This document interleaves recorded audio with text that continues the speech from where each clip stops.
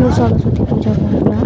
আজকে সকালবেলাটা ভুল, আজকে আমি অনেক বেলাতেই বেরিয়েছি সরস্বতী ঠাকুর দেখতে। পাটানগর বজবজ পাটানগর তোমরা যারা জানো রাস্তা তারা তো জানতেই পারবে যে আমি যাচ্ছি। এই যে বড় বড় বিল্ডিংগুলো, এগুলো দেখতে কি ভালো লাগে তাই না বন্ধুরা?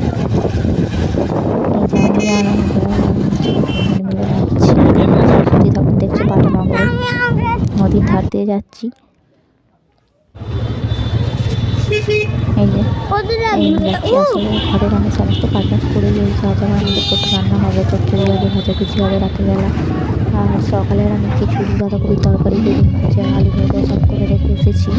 এই যে রাস্তায় কত ঠাকুর দেখতে পাচ্ছি বন্ধুরা, আর এই থেকে দেখো কত ফুল এখন আমাদের ছেলেমেয়েরা সকলে ঘুরছে। এখন তো ওদেরই দিন তাই না? আমরাও একসময় অনেক ঘুরে বেরিয়েছি। তোমার দাদা ভাই আমাকে নিয়ে অনেক জায়গায় ঘুরতে গিয়েছিল। আমার বাড়ি হচ্ছে হাওড়া জেলা, ওর হচ্ছে দক্ষিণ চব্বিশ পরগনা, আসলে বজবজ মানে এখন যেটা আমার শ্বশুর বাড়ি। মানে আমার নদী পেরিয়ে নদী পেরিয়ে বজবজের যে কালীবাড়ি, সেই নদী পেরিয়ে বাউরিয়ায় গিয়ে সাইকেল নিয়ে, তখন বাইক ছিল না, সাইকেল নিয়ে আমার সাথে দেখা করতে যেত। ঝগড়া করতো আমার সাথে যে তুমি আমার সাথে কোথাও বেরোবে না, আর আমি বাবার ঘরে যেতাম না, তখন কোথাও বেরোতাম না। আর প্রতি বছরই সরস্বতী পুজোয় যাই, আর এবছরও না গেলে মনটা আনচান করছিল, তাই জন্য বেরোলাম।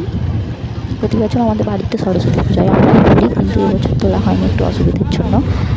ওই জন্য আমার বর বললো চল পাটানগর নিয়ে যাই। এমনি তো প্রতি বছর যাই, আর এবছর বড় সরস্বতী উঠেছিল, এবছর কী হয়ে দেখি, গিয়ে তোমাদের আবার দেখাবো কী হয়েছে নতুন প্যান্ডেল। তো চলো যাই।